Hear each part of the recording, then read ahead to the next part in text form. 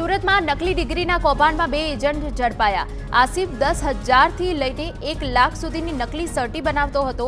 રાજ્યની જુદી જુદી યુનિવર્સિટીઓની નકલી ડિગ્રી મળી હતી। ગુજરાત અને સૌરાષ્ટ્ર યુનિવર્સિટીની 24 નકલી ડિગ્રી મળી હતી। 112 નકલી ડિગ્રી અને માર્કશીટના કૌભાંડનો પર્દાફાશ થયો।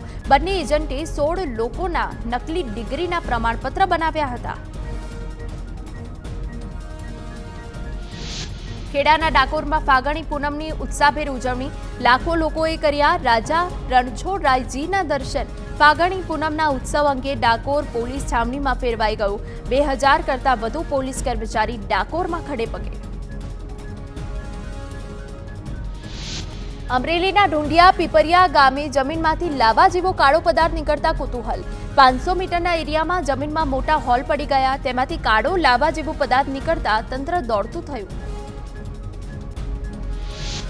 રાજકોટ નેશનલ હાઈવે પર ગાઢ ધુમ્મસ છવાયો। ધુમ્મસના કારણે વાહન ચાલકોને હાલાકી।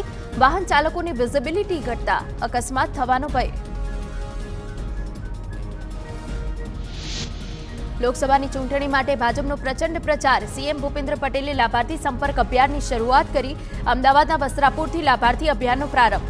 ઇન્ટરનેટના મહત્તમ ઉપયોગથી ગાંધીનગર લોકસભા વિશેષ આયોજન। લાભાર્થીઓની માહિતી અને સરળ સંપર્ક માટે ભાજપે વિશેષ ડિજિટલ લિંક પણ તૈયાર કરી।